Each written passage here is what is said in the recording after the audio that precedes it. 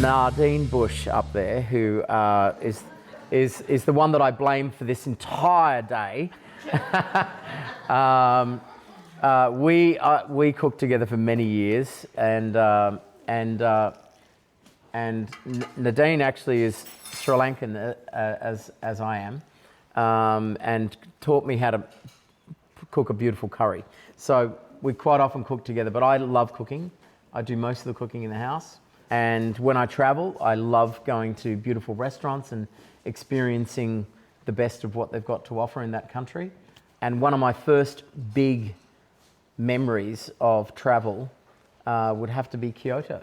And this we have tonight is, this afternoon rather, is tuna nigiri, but your memory is tuna sashimi. Yes. But this one we've turned into a nigiri with the shiso leaf, some wasabi cream, soy gel, and pickled ginger with radish. Yes. So the tuna sashimi in Kyoto. Yes.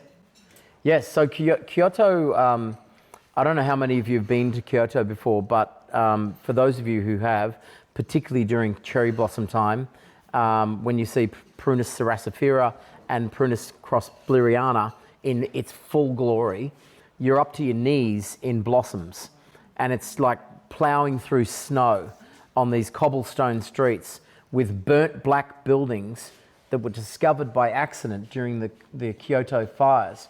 Shosugi ban is the method of blackening the timber that the Japanese discovered after those fires, and it actually preserves the timber, stops termites getting into it, creates a waterproofing agent, and gives you this beautiful black finished kind of. So the whole of Kyoto has these burnt black, beautiful cedar buildings that have just been charred but not burnt all the way through. I've had about 15 trips over there. My favourite garden would have to be Shisendo. It's a 640-year-old Buddhist garden, and it's very, very peaceful and really contemplative. But what a stunning garden, what an amazing culture, what a place of discipline and thoughtful design. And I was lucky enough to get taken to this backstreet local little sushi restaurant where there was a river running through the bench top of our table, and with that river came the food that was on these little boats that were floating through. And so it was like a sushi train, but you were kind of like, you were taking your food from the river. And of course, some of them were turtles that had been turned upside down and literally just, and they were eating the sashimi, the turtle, straight out of the shell. That was something I couldn't quite bring myself to eat, because I do love turtles. This next food memory number 2, takes us on another journey to the Arctic. It's carpaccio. Now, you travelled to the Hudson Bay for this one. Oh, yeah. And you made a show about it. Tell us about this second carpaccio memory. And by the way, as it's coming out, it's carpaccio with mushrooms, some hazelnuts, and a parmesan croûte. Yummo.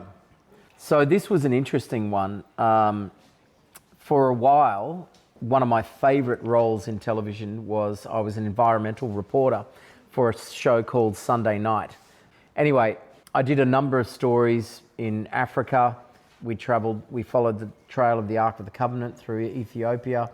I went to Montana and looked at the increased bear attacks because of climate change, bear attacks on humans.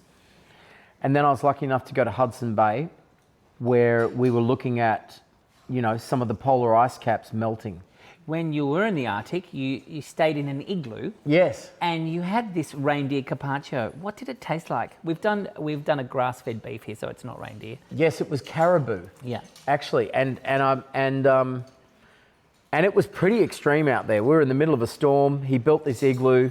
How do you build an igloo, by the way? It's amazing. He uses this thin little saw and just cuts through the ice and creates these blocks, and then uses soft snow in between it to mortar it all together, and then just stacks it all until he gets to the top and puts the closing piece on. And you get in there and you really are warm. It's amazing. Anyway, we stayed there. We slept a couple of nights. Obviously, there's no food. So you live off the land. He was a great hunter. He took down a local caribou and tore it apart and dragged it into the igloo, and it was frozen, and we just sawed off a little bit of his rump, and I just had it, and it was incredible. It was amazing food, and I'll never forget that experience. And you just had the meat. There was nothing else. That was it, yeah. Right. Yeah, it's just pure protein. But I remember diving because the Inuit were looking for new ways to find food, because some of the species and even the animals that are attracted to those species were not there anymore because of climate change. And so they were diving under the ice to get shellfish and things. And I dived under 5 feet of ice where it was 2 feet deep, and then swum between the river floor and the ice cap with a rope attached to me, and the cameramen all around me kicking up all the silt. And I panicked, and I could not find my way back out. And for about 4 or 5 minutes, I was breathing as much air as I possibly could. I'm like, this is it for me. And I remember seeing a dead body down there, because one of the Inuit had died in high tide, where the tide had been rushing through, searching for food because of the lack of his normal regime of food in the area because of climate change. And I thought, oh God, I'm going to be, this is me, this is it. And then just as I was thinking that, I looked up and I saw this tiny little ray of light, like a heavenly light from the top, and it was busting through all this cloudy, misty thing. And there was a 94-year-old Inuit at the top of the hole holding my rope, who'd let it go loose. And I'm like, and I think he was focusing on something else with one of the crew. Anyway, I pulled my way back up with the rope and finally got my way, and I thought, I'm never ever doing that again. We're going to take everyone to the north part of Italy with the next food memory. And this is one of my favorites. It's a classic North Italian dish. It's risotto alla Milanese, or saffron risotto. It's coming around. Now, the timing of this has been pretty precarious, so forgive us if we're a few minutes behind schedule.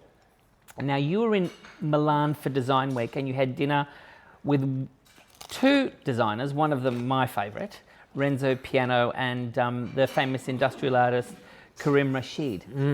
So the dinner with Renzo and Karim, you had this risotto. Why was this risotto so memorable?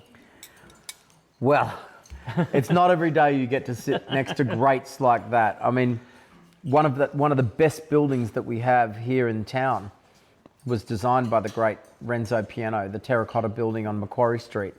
You would have seen, you would all know very, very well. The Botanic Gardens on the corner of Phillip there. Yeah, and he designed that Italian modernistic terracotta tile cladding for high rises. So he took his Italian craftsmanship and knowledge of working with earth and firing earth 100 stories high. And that's what made him so compelling, right? Because he took nature onto the external of a high rise. No one's ever done that before.